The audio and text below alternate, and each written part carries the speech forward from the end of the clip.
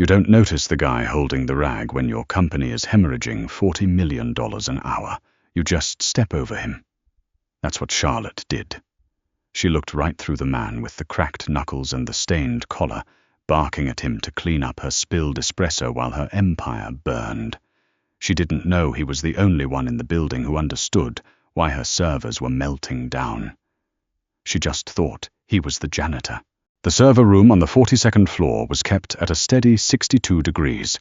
It was a sterile, artificial winter designed entirely for machines, inherently hostile to human flesh.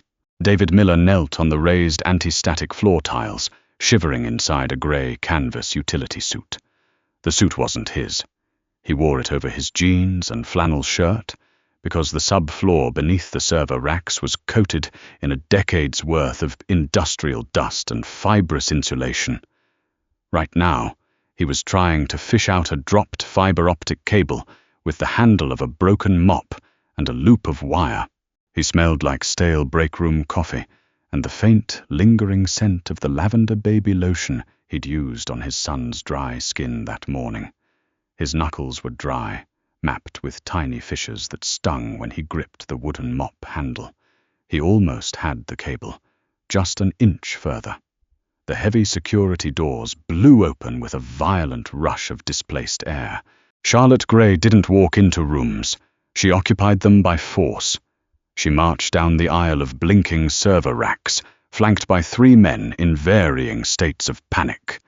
Charlotte wore a charcoal silk blouse that was currently clinging to the cold sweat on her spine. She tasted battery acid and chewed fingernails.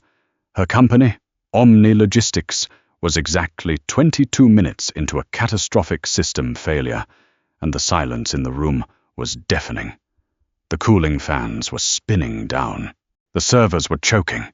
"I don't want to hear about the redundancy protocols, Greg," Charlotte snapped, her voice sharp enough to cut glass. "The redundancies failed. The backup failed. We are blind in 3 continents. Tell me how to fix it." Greg, a vice president of engineering, who wore too much cologne and sweated through his designer collar, stuttered. "The Apex algorithm. It's bottlenecking at the intake nodes. It's a recursive loop. The data is backing up." "Then flush it." "We can't. It's overriding the manual inputs." Charlotte stopped abruptly. She threw her hands up, the nervous energy needing a physical release. When she did, her elbow caught the edge of a stray mug of black coffee left on a diagnostic cart. The ceramic shattered against the floor tiles, 3 feet from David's face. Hot, dark liquid splattered across his canvas knee and pooled into the grated ventilation tiles. Charlotte barely blinked. She looked down, her eyes glassy with the sheer terror of losing everything she had built in the last 5 years, and finally registered the man on the floor. She saw the grey suit, the mop handle, the rag hanging from his back pocket. She didn't see the exhaustion pulling at the corners of his eyes, or the sharp, calculating way he was currently looking at the flashing red error codes on the primary mainframe rack behind her. "You," Charlotte pointed a trembling manicured finger at him. "Clean that up before it seeps into the subfloor wiring. Now." She didn't wait for an answer. She spun on her heel, her leather soles clicking sharply against the metal grates, and stormed out, her entourage of terrified executives trailing behind her like remoras on a shark. David watched the doors swing shut. The heavy thud echoed in the cavernous room. He looked at the spilled coffee. He looked at his watch. 4:15 p.m. He let out a slow, rattling breath. He wasn't angry. Anger required energy, and David hadn't had surplus energy since his wife walked out 3 years ago, leaving him with a mortgage, a sick infant, and a career in systems architecture that demanded 80-hour work weeks he could no longer give. He had traded 6 figures and stock options for a low-level IT maintenance job at Omni. It paid barely enough to cover rent and the mountain of medical bills, but the hours were strict. He clocked in at 8. He clocked out at 5.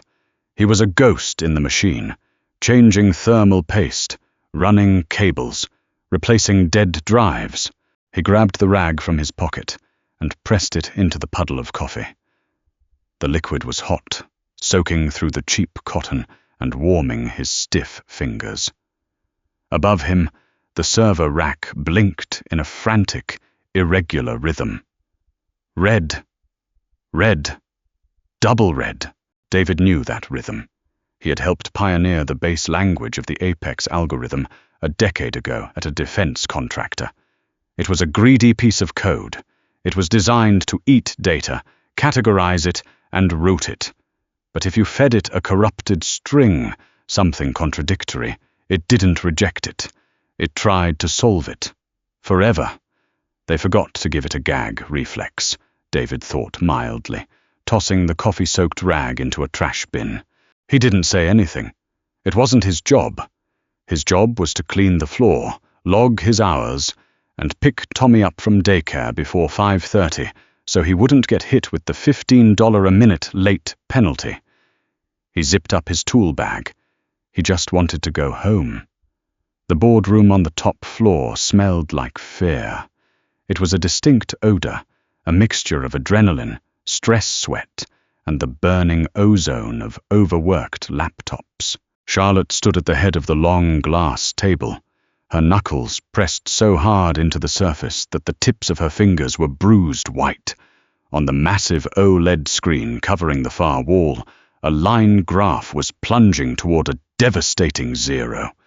45 million, Charlotte said, her voice dropping the frantic pitch from earlier, settling into a dead, terrifying calm.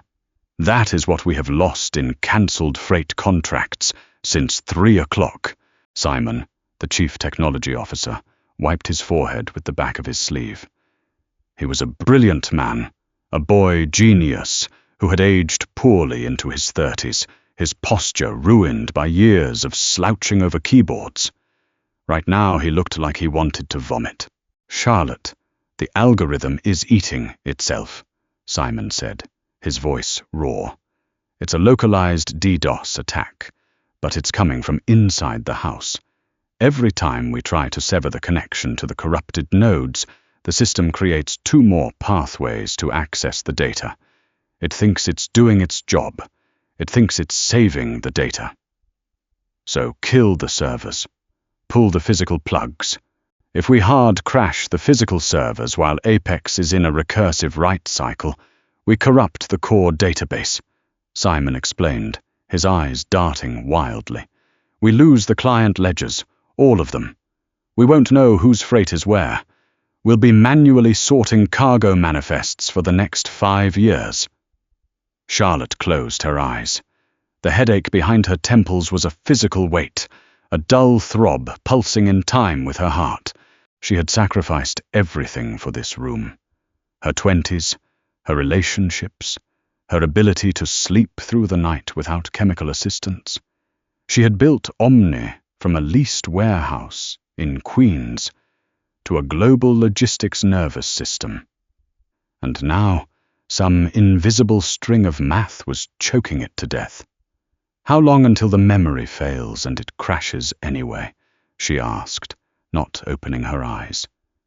10 minutes, maybe 12. Fix it, Simon, or I'll fire you, sue you for negligence, and spend the rest of my life making sure you can't get a job fixing printers at a local library. It wasn't an empty threat. It was a promise, heavy and suffocating. 40 floors below, David was standing in the employee locker room, a dingy, windowless space that smelled of bleach and damp shoes. He had shed the grey utility suit and was pulling on his worn corduroy jacket. He pulled his phone from his pocket. The screen was cracked in the top left corner.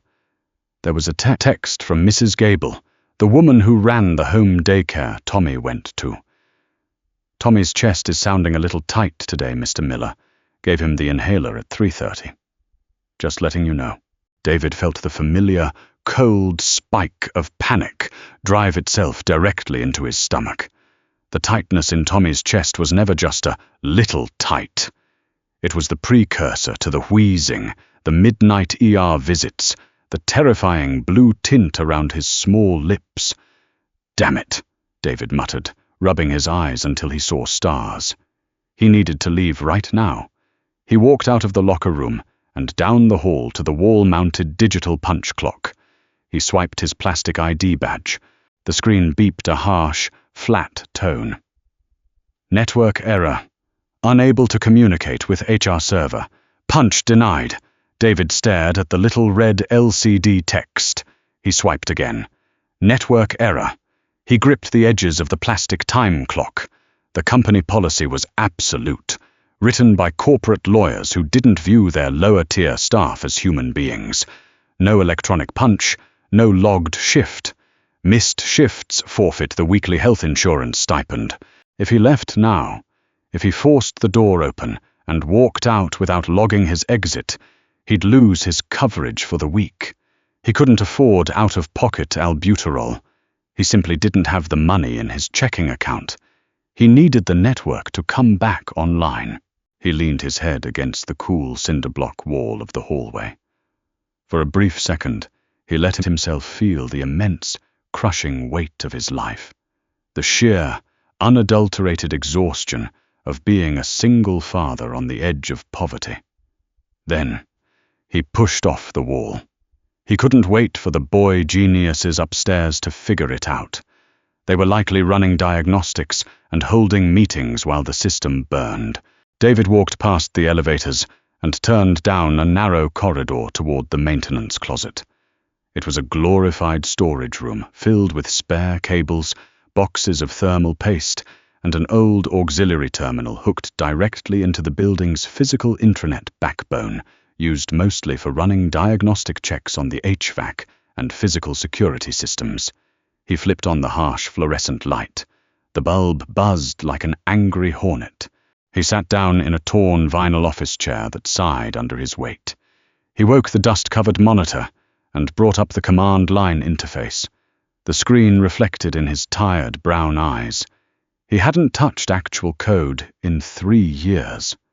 Not since the hospital bills started piling up, and he realized he couldn't maintain his focus on a screen while his son was fighting to breathe in an oxygen tent. He cracked his knuckles. They popped, a dry, snapping sound in the quiet room. David bypassed the standard graphical interface. It was too slow, bloated with Omni's corporate branding. He dropped straight into the root command terminal, a stark black screen with blinking white text. He tapped into the network traffic monitor. It was a bloodbath. Millions of data packets were colliding, bottlenecking at a single logical gateway. The Apex algorithm was requesting authentication for a shipment manifest, encountering a corrupted checksum, generating an error log, and then requesting authentication for the error log itself, over and over, multiplying exponentially. A digital snake eating its own tail, swelling until it ruptured. Idiots, David thought, a rare flare of professional disgust rising in his chest. You built a Ferrari engine and strapped it to a golf cart transmission. He didn't feel heroic. He didn't feel a rush of adrenaline.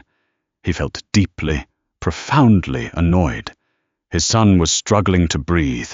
Mrs. Gable was waiting, and he was stuck here because some overpaid tech bro didn't know how to write a simple exception handler. David's fingers hovered over the sticky, cheap plastic keyboard. Then they descended. The physical sensation of typing at speed, true speed, came back to him in a rush of muscle memory. The clack of the keys filled the closet, a frantic, rhythmic percussion. He wasn't writing a cure. A cure would take hours of delicate recoding. He was writing a guillotine. He coded a brute force script to inject a null value into the specific memory address where the recursive loop was nesting. It was a dirty, brutal piece of programming. It would sever the loop instantly, drop the corrupted data packets into a void, and force the system to reboot the gateway with a blank slate. It would cause a microsecond of total data blackout, a massive risk if it didn't catch the reboot correctly. He didn't care. He just needed the HR server up for 30 seconds so he could punch out. He typed the final execution command. Run, override, null, exe. He hit enter. The black screen froze. The blinking cursor vanished. For 3 agonizing seconds, the hum of the building's massive power conduits seemed to quiet. Then, the command line populated with a single line of text. Process terminated. Gateway refreshed. David minimized the window, opened the intranet browser, and loaded the HR portal. It pinged back instantly. He manually typed in his employee ID and clocked out. Punch accepted. 4:32 p.m. David let out a breath, stood up, turned off the monitor, and grabbed his jacket. Upstairs in the boardroom, absolute chaos had abruptly turned into absolute silence. The massive OLED screen, which had been flashing a critical failure warning, suddenly went black. Simon gasped, a strangled sound of pure despair. It crashed. The memory wiped. Charlotte felt her knees give out. She caught herself on the edge of the glass table, the cold surface shocking her palms. It was over. She had lost. But then, the screen flickered. A green loading bar appeared, followed by the Omni corporate logo. Data began to populate the screen. Slower than before, but steady. The plunging line graph leveled out, ticked upward, and stabilized. The servers in the building below them roared back to life, the cooling fans spinning up like jet engines. Simon stared at his laptop, his mouth hanging open. "What happened?" Charlotte demanded, her voice a ragged whisper. "Simon, what did you do?" I didn't do anything," Simon stammered, his fingers flying across his trackpad. "Someone injected a kill script into the root directory. They bypassed the security protocols completely, isolated the corrupted loop, and severed it." Charlotte stood up straight, the blood rushing back to her head, leaving her dizzy. "Who? Did AWS step in? Is it the external cybersecurity firm?" "No," Simon said, his voice dropping in disbelief. He looked up at Charlotte, his face pale. "The IP address is internal. It came from inside the building." "Where?" Simon typed a trace command. The results popped up, stark and undeniable. "Terminal B4, it's an auxiliary node." Simon swallowed hard. "Charlotte, that's the maintenance closet in the basement." Charlotte stared at him. The smell of fear in the room had evaporated, replaced by a profound, echoing confusion. A maintenance closet? An image flashed in her mind. A man in a grey canvas suit, cracked knuckles, a mop handle. The intense, quiet way he had been looking at the blinking error lights on her server rack while cleaning up her spilled coffee. "Don't touch anything," Charlotte said, her voice suddenly low, vibrating with a bizarre mix of authority and disbelief. She turned and sprinted for the boardroom doors.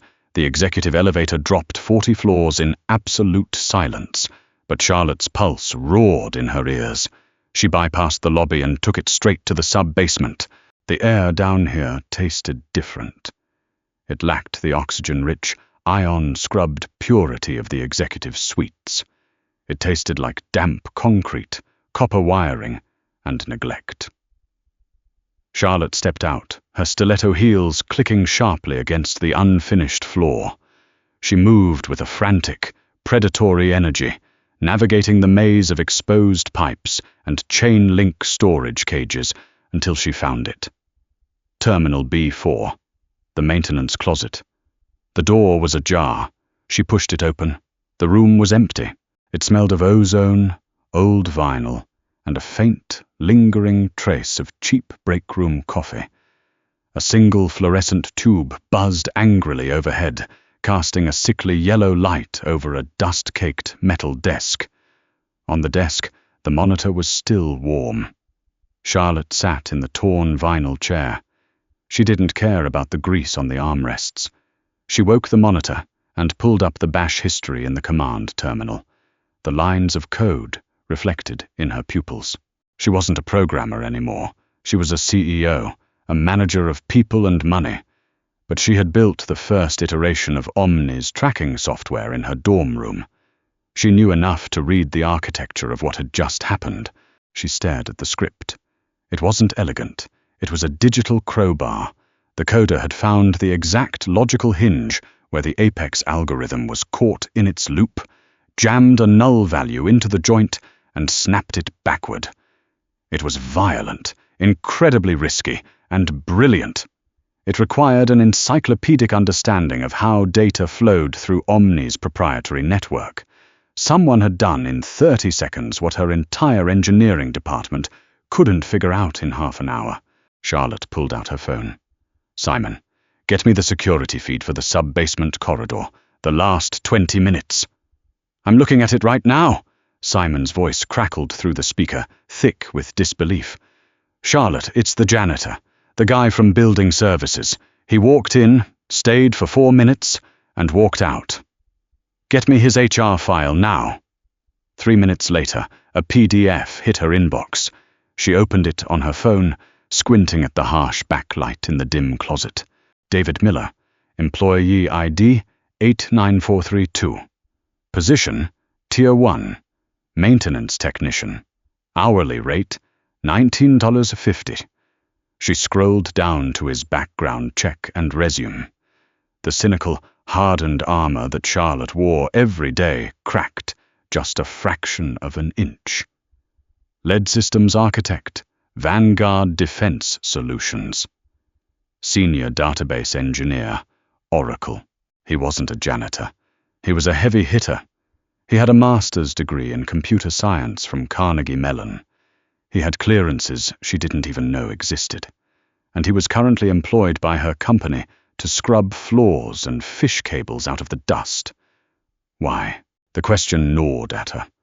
People didn't fall off the corporate ladder this hard unless they were addicts, felons, or insane. But his background check was spotless. No arrests, no gaps in employment until 3 years ago, when he just dropped off the map, resurfacing at Omni for minimum wage. 10 miles away, David Miller was not thinking about code. He was thinking about the rhythm of a child's lungs. He sat in the driver's seat of a 2008 Honda Civic, the heater blasting, smelling faintly of burning dust and old oil. Traffic on the expressway was a crawling sea of red tail lights, mocking him. He gripped the steering wheel until his hands ached.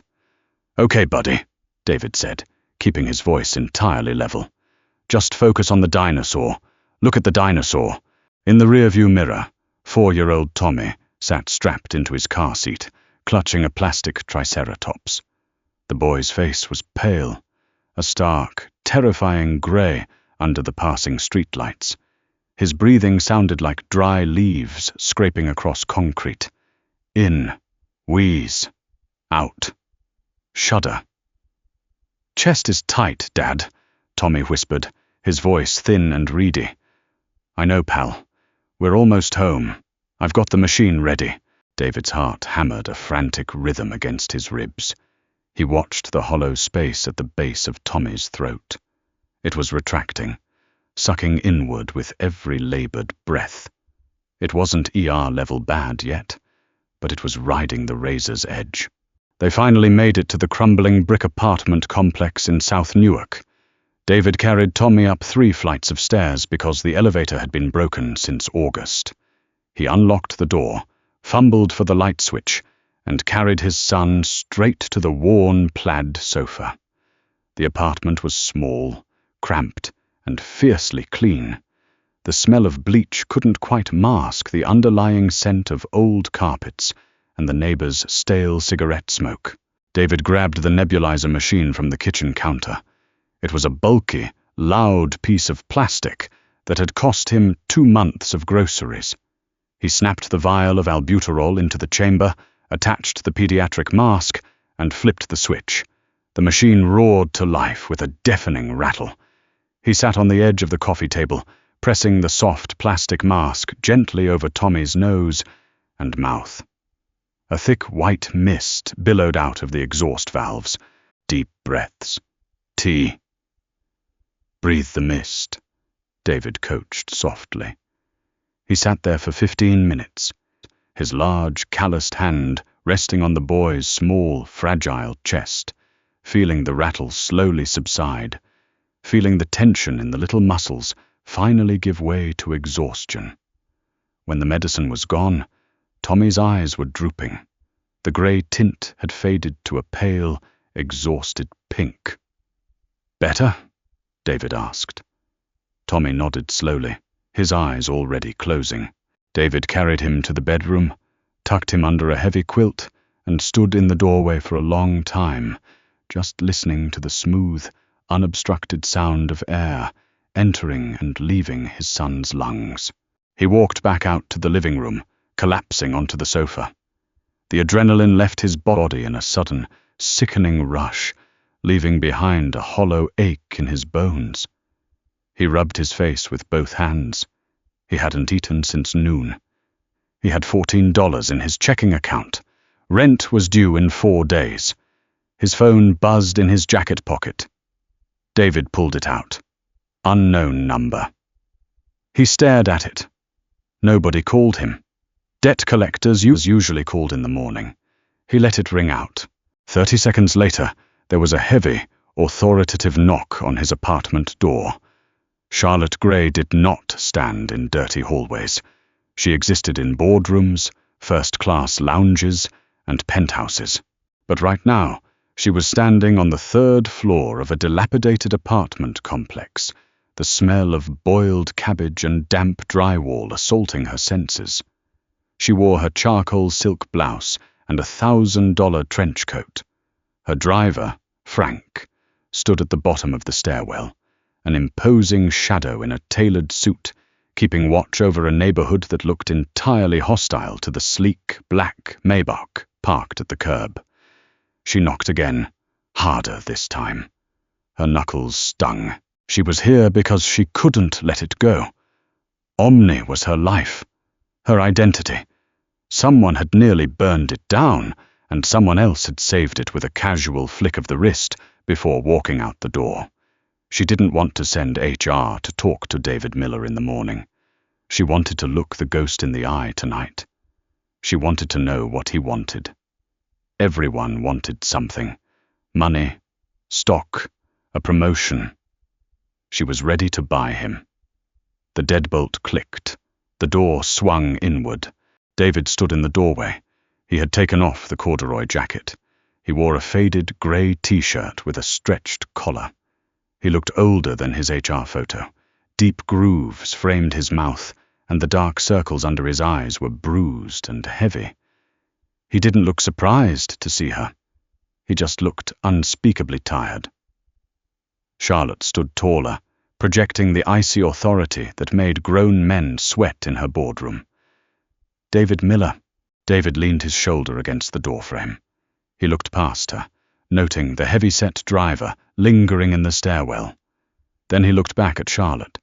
He recognized the silk blouse from the server room. "You're the CEO," he said. His voice was a low, gravelly baritone. It wasn't a question. "Charlotte Gray. May I come in?" "No." The blunt refusal hit her like a physical slap. People did not tell Charlotte no. They certainly didn't do it while standing in an apartment that looked like a stiff breeze could knock it over. "Excuse me," she said, her eyes narrowing. "My son is asleep," David said, his tone perfectly flat. "The door hinges squeak. If you wake him up, I'm going to be very upset. Keep your voice down." He stepped out into the hallway, pulling the door shut behind him with a soft click. They were standing 3 feet apart under a flickering, cage-covered light bulb. The disparity between them was violently jarring, her immaculate, expensive armor and his frayed, exhausted reality. "You hacked my mainframe," Charlotte said, keeping her voice low, though the anger simmered just beneath the surface. "You bypassed a dual-factor biometric firewall and injected a fatal error into a proprietary algorithm.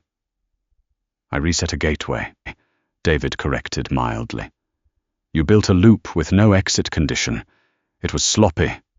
You're a janitor. I'm a Tier 1 maintenance tech. Janitors get union benefits. I just get minimum wage.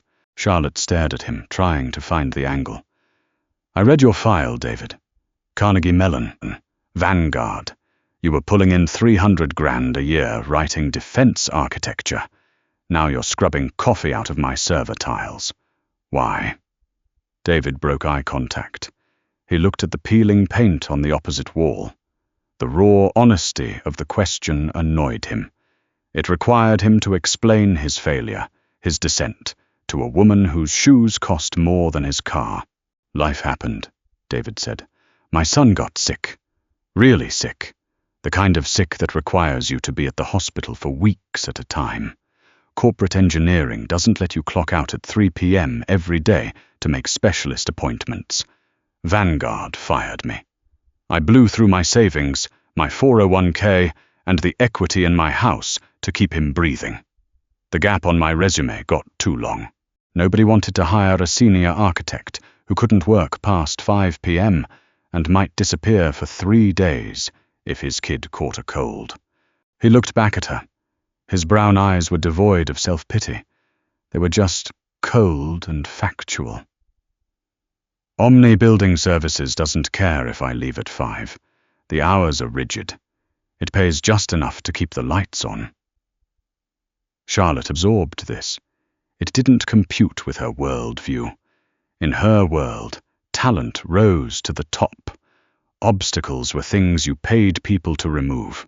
You saved my company today, Charlotte said, shifting the tactic. She reached into her coat pocket, pulling out a sleek leather checkbook. Omni processes $200 billion in global freight a year. That localized crash was burning 40 million an hour. If it had corrupted the physical drives, we would have been insolvent by Friday. You stopped it. She uncapped a heavy gold fountain pen. Name your price, David. I'll cut you a check right now for $100,000 as a bonus, and tomorrow morning you have a corner office on the 42nd floor. Lead systems engineer. You name the salary. She waited for the gasp. She waited for the wide eyes, the profound gratitude, the sudden realization that she was a fairy godmother holding a golden ticket. David looked at the checkbook. Then he looked at her face. He let out a short, hollow laugh. It wasn't a happy sound. You think I did that for you? He asked. Charlotte froze, the pen hovering over the paper. What? I didn't care about your company, David said, his voice dropping into a harsh, quiet rasp. I didn't care about your freight, or your ledgers, or your $40 million an hour. I didn't care that you were crying in the server room. Charlotte flinched. The memory of her panic was a raw nerve. David stepped closer. He smelled like cheap soap and pure exhaustion. My son has severe asthma. He had a flare-up at daycare today. I had to leave to give him a breathing treatment. But your servers were crashing, which meant the building's intranet was down. He pointed a calloused finger at her chest, stopping an inch from her silk blouse. I couldn't clock out, Charlotte. The wall terminal couldn't connect to HR. If I walk out of that building without a digital punch, it's flagged as job abandonment. I lose my health insurance stipend for the week. If I lose that stipend, I can't afford the albuterol that keeps my kid out of the ER. That's $150. Charlotte stood paralyzed in the dingy hallway. The silence between them was suffocating. I didn't write that script to save your empire, David said, his voice dropping to a whisper. I broke your network so the time clock would reboot and I could punch out. I did it for $150. He turned his back on her, putting his hand on the doorknob. Keep your check. Tomorrow is Friday. Just make sure the payroll server is up. I need my direct deposit. He opened the door and slipped inside, leaving Charlotte Gray standing in the damp, rotting hallway. The door clicked shut. Charlotte looked down at the gold pen in her hand. For the first time in her life, she felt incredibly, entirely worthless. The ride back to Manhattan was suffocating. The interior of the Maybach was a masterclass in sound engineering, designed to block out the noise of the city. But tonight, the absolute silence felt like a vacuum. Charlotte sat in the back, staring out the tinted glass at the blur of streetlights bleeding across the wet asphalt. She could still smell the boiled cabbage from his hallway. She could still hear the dry, scraping sound of his voice saying, "I did it for $150. Her phone buzzed constantly against the leather seat. Congratulatory texts from the board, frantic updates from Simon confirming the servers were stable. She ignored all of them. When the private elevator deposited her directly into her Tribeca penthouse, she didn't turn on the lights.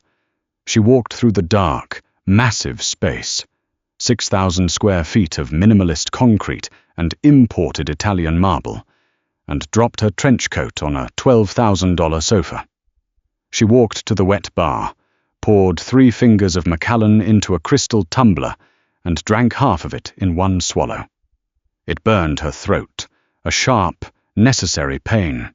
She walked over to the floor-to-ceiling windows. Below her, the city was a grid of light and motion, a machine of capital. She had spent the last 5 years climbing to the very top of it, convinced that the view would be worth the blood she spilled to get there. She booted up her laptop. The screen cast a harsh, blue glow across her face. She didn't log into the executive dashboard. She bypassed the revenue trackers and the global logistics maps. She logged into the employee portal as a route administrator. She navigated to the building services division, pulled up the contractor sub-menus, and opened the standard employment agreement for Tier 1 maintenance technicians. She read the fine print. It was 20 pages of dense legalese, written by a team of corporate lawyers she had hired, designed specifically to protect Omni from liability and overhead. She scrolled to page 14. Section 8. Clause B. Contractors failing to log an electronic exit punch via the intranet portal will be marked as a voluntary shift forfeiture. Consecutive shift forfeiture results in the immediate suspension of the weekly supplemental health stipend. She looked at the stipend amount, 150 euros. Charlotte leaned back in her chair. The leather groaned softly in the quiet room. $150. It was a rounding error. It was the cost of the sushi lunch she'd had delivered to her desk on Tuesday. It was less than this bottle of bourbon sitting open on her counter. And for that amount, a man with a genius-level intellect, a man who had written defense architecture for the Pentagon, had risked federal prison and millions in corporate damages just to reboot a time clock. Not to steal, not to extort, just to punch out, so his son could breathe. She had built a company that moved freight across oceans, but she had fundamentally failed to understand the ecosystem in her own basement. The next morning, Charlotte arrived at Omni headquarters at 6:45 a.m. She wasn't wearing her usual silk and sharp tailoring. She wore a simple black cashmere sweater and dark trousers. She bypassed the private executive elevator and took the main bank, riding up with a handful of early shift data analysts who stared at her in terrified silence. She stepped off on the 12th floor. Human Resources. Richard, the VP of HR, was already at his desk. He was a meticulous man who favored pastel shirts and strictly adhered to protocol. He looked up, his face instantly draining of color when he saw the CEO standing in his doorway. "Charlotte," he stammered, scrambling to his feet. "We didn't have a meeting scheduled. Is everything—" "I want the Tier 1 and Tier 2 contractor policies rewritten," Charlotte said, walking into his office and shutting the glass door behind her. She didn't sit down. Specifically, the electronic punch mandate, and the health stipend penalties. I want them gutted. Richard blinked, entirely thrown off balance. Gutted. Charlotte, those policies were instituted to prevent time theft. We employ 300 contract workers in this building alone. The savings from the penalty clauses are pennies, Charlotte interrupted, her voice dropping to a dangerous, frigid register. They are pennies, Richard, and they are costing us millions in unmeasured risk. If the intranet goes down, nobody loses their health coverage. If someone has a medical emergency, they are paid for the day. Full stop. I want a grace period protocol implemented by noon. Charlotte, the board will need to approve an expansion of contractor benefits.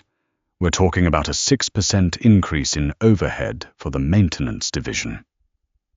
I don't care about the board right now, Charlotte said, stepping closer to his desk, planting her hands flat on the polished wood. Last night, the Apex algorithm looped itself into a fatal error. We almost lost the entire manifest database. I heard, Richard said nervously. Simon said it was a miracle fix. It wasn't a miracle.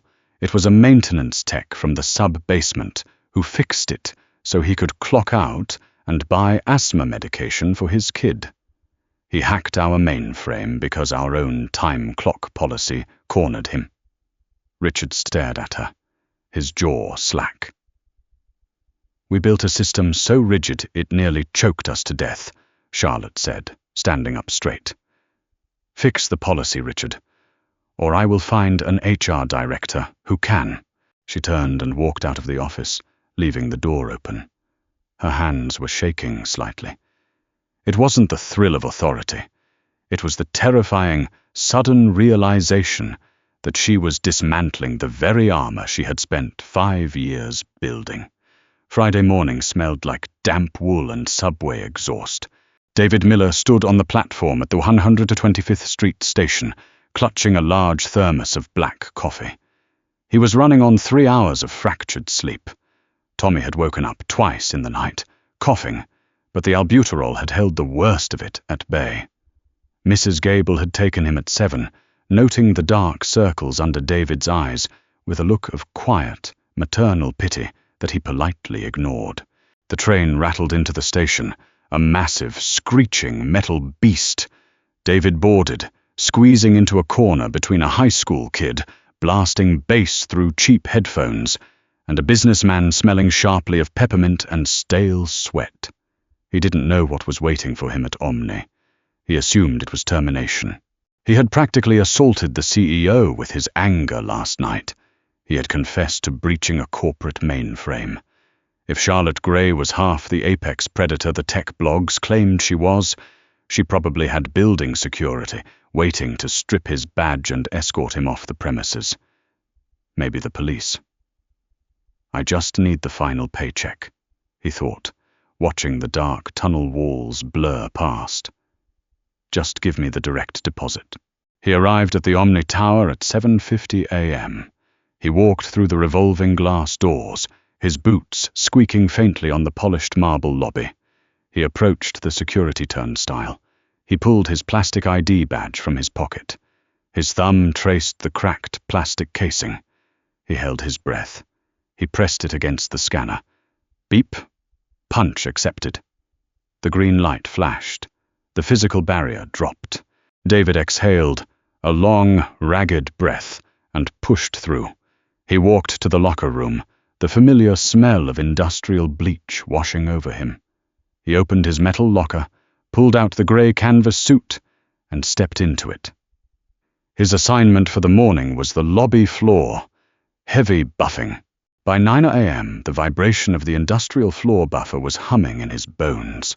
The machine was heavy, fighting him like a stubborn dog as he guided the spinning pads over the marble. It was mindless, physical labor. It required 0% of his intellect and 100% of his muscle. He'd leaned into the handles, watching the dull streaks of dirt vanish into a high-gloss shine. "Turn it off, David." The voice cut through the mechanical roar of the buffer. David gripped the kill switch. The machine whined, spun down, and shuddered to a halt. The sudden silence in the lobby felt heavy. He turned around. Charlotte Gray was standing 10 feet away. She was out of her element down here, surrounded by wet floor signs and yellow caution tape. She wore flat leather shoes today, making her look smaller, less imposing. She was holding 2 white paper cups from the second-floor commissary. The good coffee, the kind they only let the executives brew. She walked over, stepping carefully across the slick marble, and held one of the cups out to him. David looked at it. He looked at her. He didn't take it. "I'm on the clock, Miss Gray," he said, wiping a bead of sweat from his forehead with the back of his canvas sleeve. "I have to finish the south quadrant by 10. "I bought the building," Charlotte said quietly. "I think you can take a 5-minute break." David hesitated, then reached out and took the cup. The cardboard was hot against his calloused skin. It smelled like dark roast and actual vanilla bean, a jarring contrast to his usual break-room sludge. "Did you come down here to fire me in person?" David asked, taking a sip. "Because if you did, I need the HR paperwork to process my Cobra coverage. I came down here to offer you a compromise," Charlotte said. She didn't look at him with pity. She looked at him with the cold, calculating respect she usually reserved for rival CEOs. "I was wrong last night. I offered you a corner office and a title because I thought you wanted to be fixed. I thought you were a broken gear that I could put back in the machine." David said nothing. He just watched her, his expression neutral.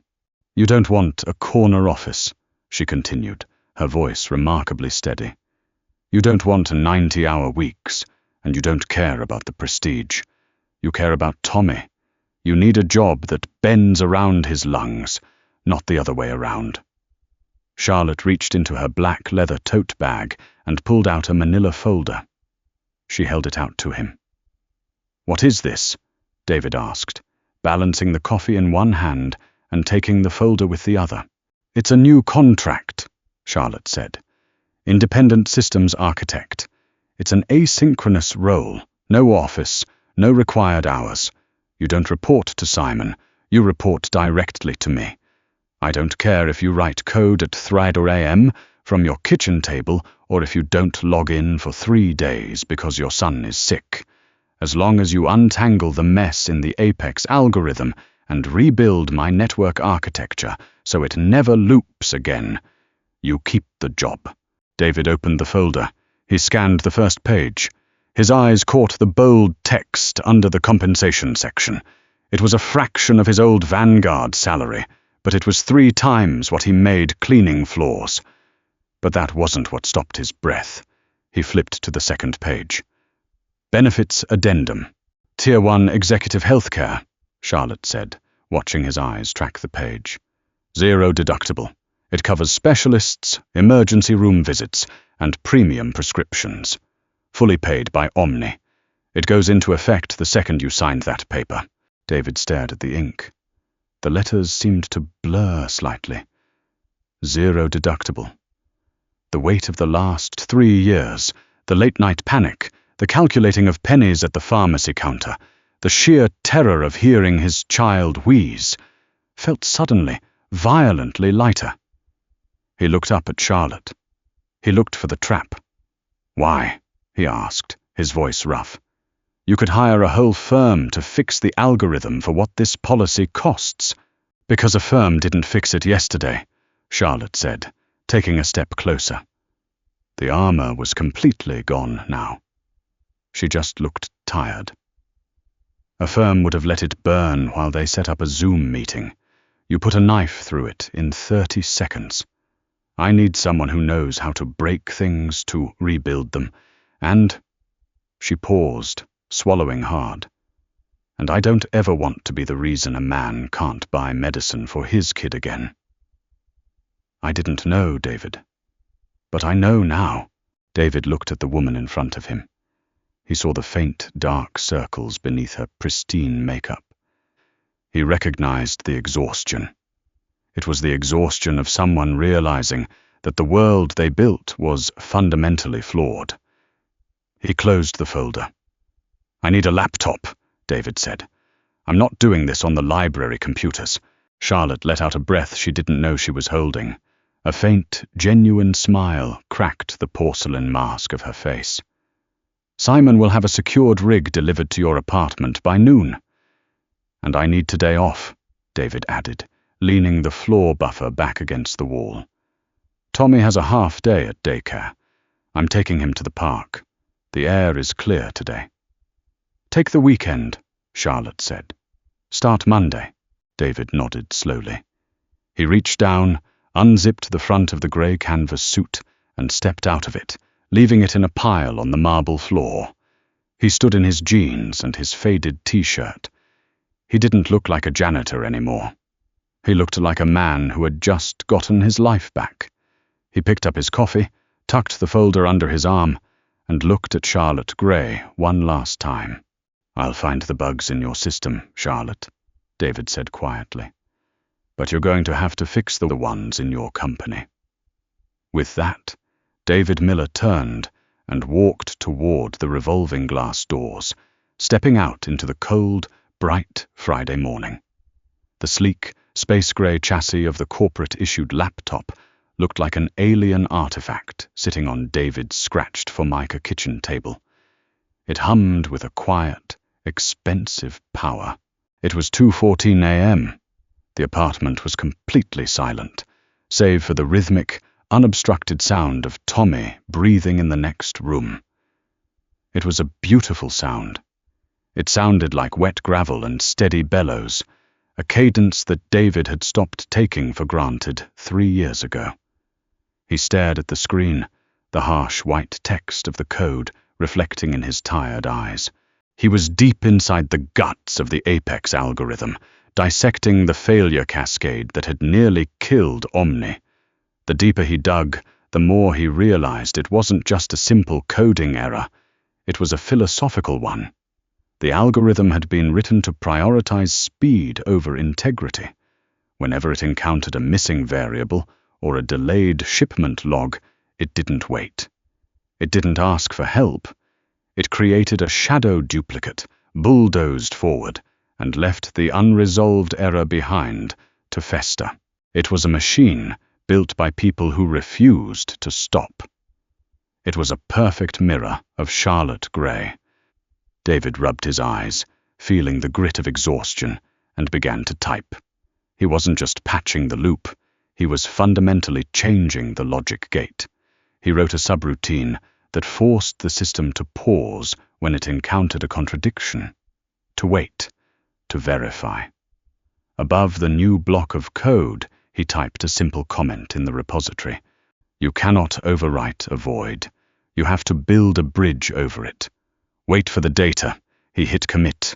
He closed the laptop. The sudden darkness in the kitchen was heavy, but for the first time in 36 months, David's chest didn't feel tight. He stood up, poured the remaining cold coffee down the sink, and went to sleep. 6 miles away and 40 floors up, Charlotte was not sleeping. She sat at the head of the Omni boardroom. It was 9 Warbid a.m., and the sunlight streaming through the floor-to-ceiling windows felt stark and unforgiving. Across from her sat Arthur Pendleton, the lead representative of the venture capital firm that owned 40% of Omni's stock. Arthur was a man who measured human worth entirely in quarterly dividends.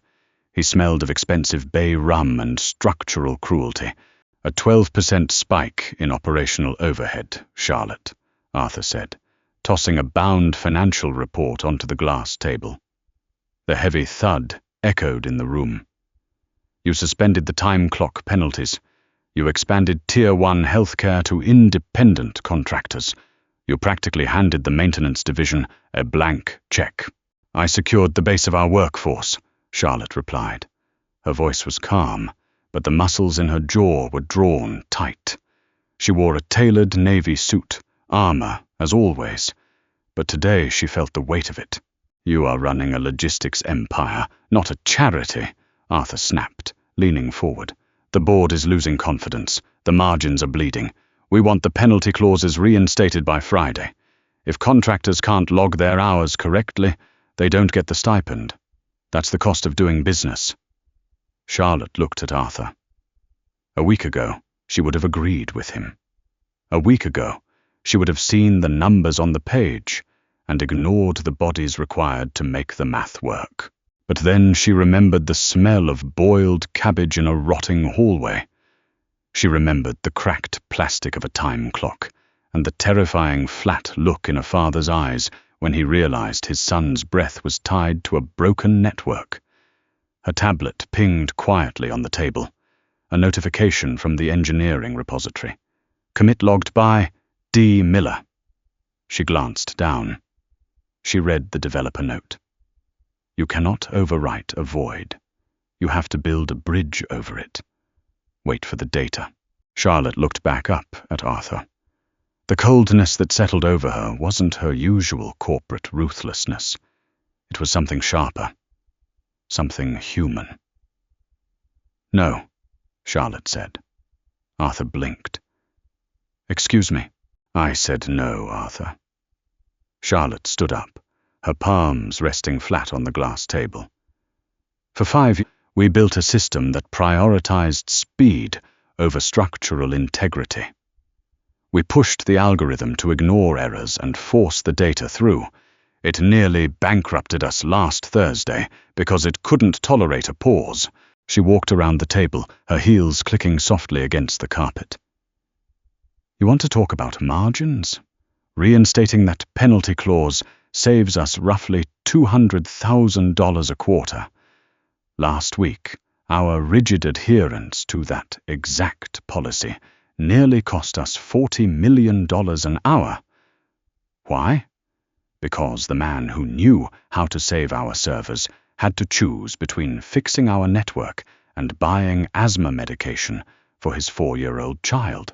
Arthur opened his mouth to speak, but Charlotte cut him off, her voice dropping to a terrifying, absolute whisper. You do not squeeze the people who hold up the floor, Arthur, because when they collapse, we fall. The policies stay.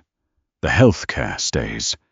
If the board wants to vote me out, call a session. But until you have the votes, I am the CEO, and we are done cannibalizing our own foundation to appease your spreadsheets. She didn't wait for him to respond. She turned and walked out of the boardroom, the heavy mahogany doors shutting behind her with a definitive, ringing finality. Her hands were shaking. She shoved them into her pockets, walked to her office, and locked the door. For a long time, she just stood by the window, watching the traffic below, feeling a strange, terrifying sense of relief wash over the panic. She opened her tablet.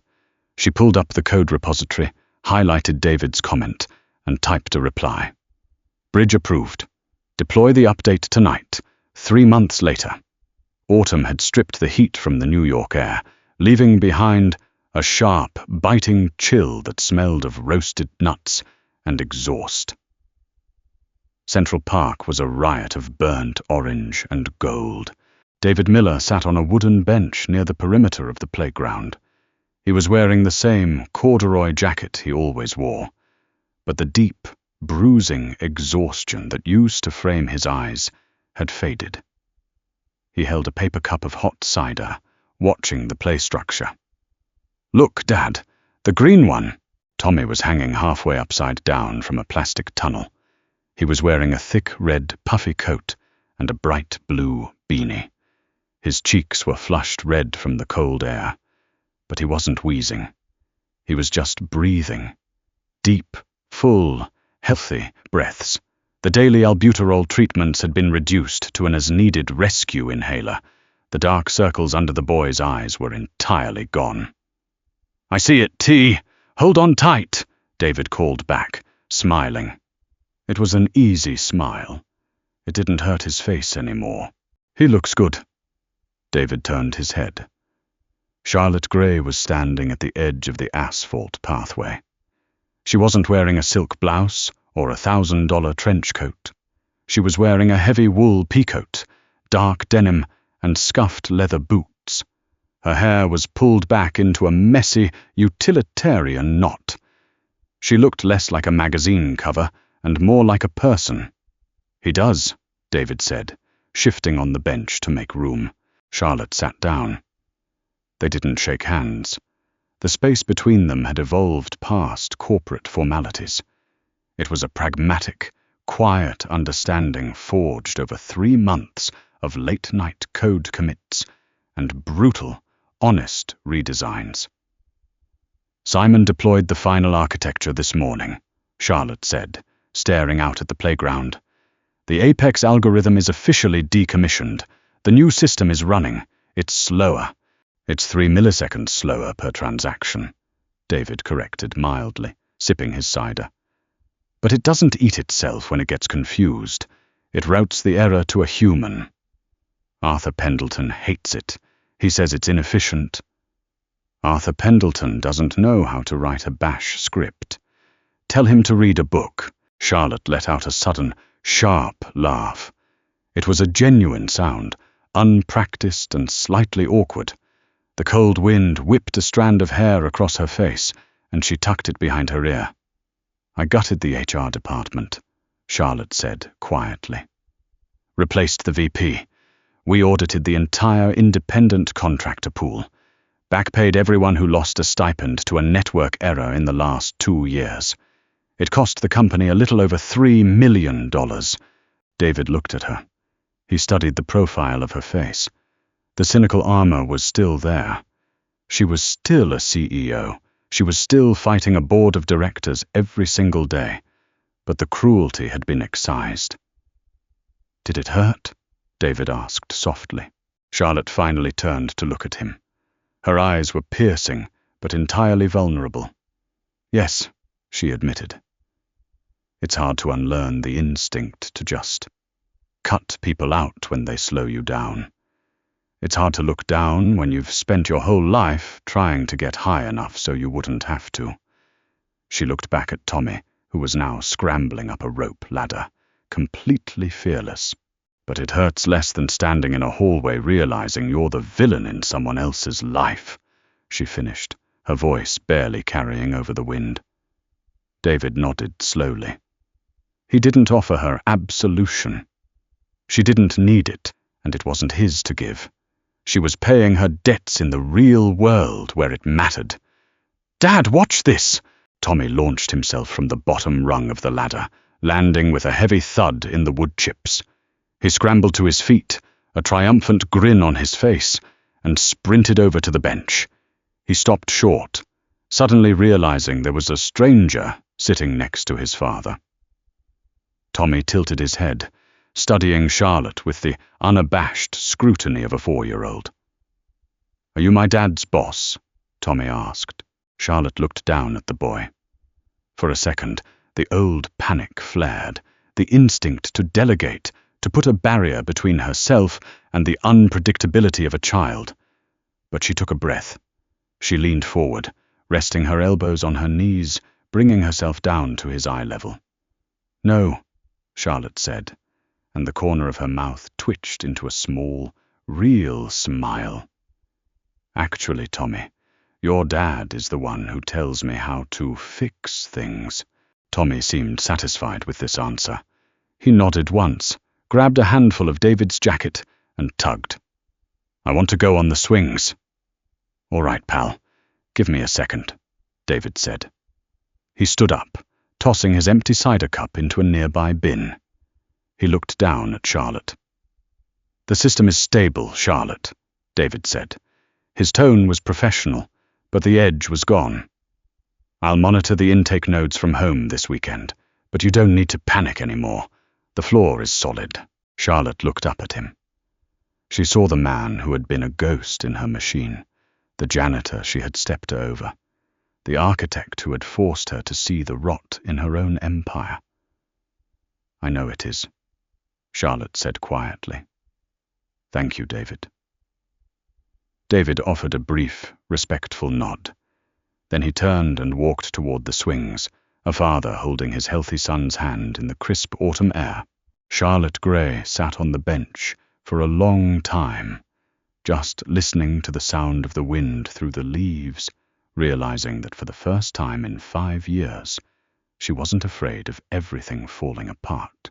If this story hit you where it counts, don't just scroll past. We all know a system that needs breaking, or a person who deserves to be seen instead of stepped over. Hit that like button to support raw, real storytelling.